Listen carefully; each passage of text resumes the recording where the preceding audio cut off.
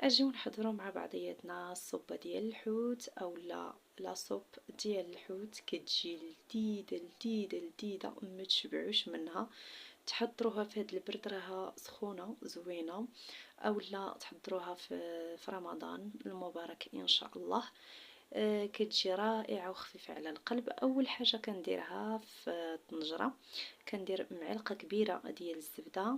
تاني حاجه كندير القشور ديال الكروفيت، كنسلقو بوحديتو. من بعد ما كنقي الكروفيت هنايا، من بعد ما دابت ليا الزبده، كنضيف عليها هذاك الكروفيت اللي نقيت القشره ديالو درتها كطيب، كنخليه يتشحر لنا مزيان مزيان في ديك الزبيده. من بعد ما كيتشحر مزيان كنزولو اولا كنحيدو من ديك الزبده، كنخليو غير ديك الزبده هي اللي كتبقى، كنخليه على جنب. من بعد عاد غادي نقول لكم اشنو غادي ندير به في الاخر. صافي هنايا من بعد ما كنحيد الكروفيت كما كتشوفوا ها هو راه تشحر، غادي نضيف الزبده عفوا سمحوا لي، غادي نضيف البصله، واحد نص ديال البصله اولا بصله صغيره اللي مشحره اللي مشلضه رقيقه. غادي نخليها حتى غادي تشحر مزيان مزيان كيف ما كتشوفوا معايا. هانتوما خليتها كتشحر مره مره كنحركها. ومن بعد غادي نضيف عليها طريفات ديال الحوت الابيض الا كان متوفر، ما كانش تكتفيو غير بالكروفيت والكلامان. انا عندي هنايا الحوت الابيض حتى هو درتو، او الا ما كانش متوفر تقدروا تضيفوا لادانت ديال الدجاج.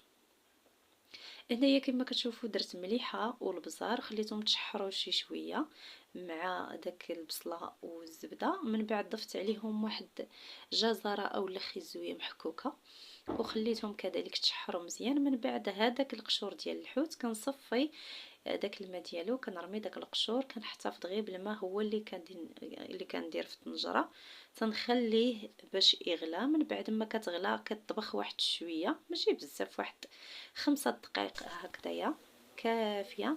من بعد كنضيف وهنا كذلك غادي نضيف الشامبينيون المعلب، وغادي نزيد كذلك نضيف الشعريه الصينيه. الشعريه الصينيه اللي درتها في الماء طايب وخليتها حتى رطابت، ومن بعد صفيتها من داك الماء وقطعتها رقيقه. غادي نضيفها حتى هي، وغادي نزيد نحرك الخليط ديالنا. غادي نخليه حتى يبدا يغلى، وغادي نجيب واحد المعلقه ديال النشا نديرها في واحد 4 كاس ديال الماء، وغادي نخلطها مزيان وغادي نضيفها. وغادي نخلي الخليط ديالنا اون فوا يبدا يغلى طلعوا الغليه، غادي نضيف داك الكروفيت اللي حيدنا في الاول اللي شحرناه وحيدناه، غادي نضيفه. وغادي نزيد نضيف كذلك واحد 2 معالق كبار ديال القزبور او معدنوس. انا كان عندي هنايا قزبور ومعدنوس مخلطين، وانتم تقدروا ديروا حتى الكرافس. معلقه كرافس راها كتجي رائعه افضل من القزبور والمعدنوس.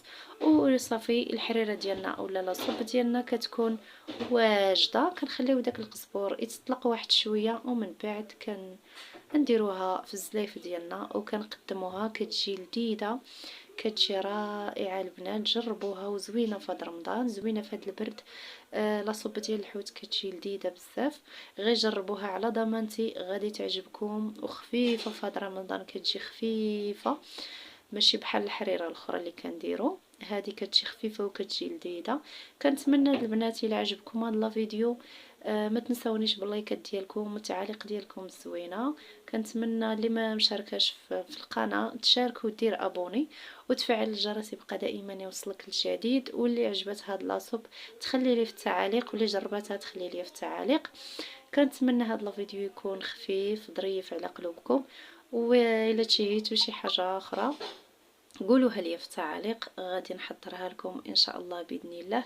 وكنتمنى نشوفوا ان شاء الله في فيديو جديد، وكنقول لكم رمضان مبارك، الله يدخلوا علينا وعليكم بالصحه والسلامه والهنا والتيسير والصحيحه والمتمنيات ليكم ولينا جميعا يا ربي. وكنقول لكم خليتكم على خير.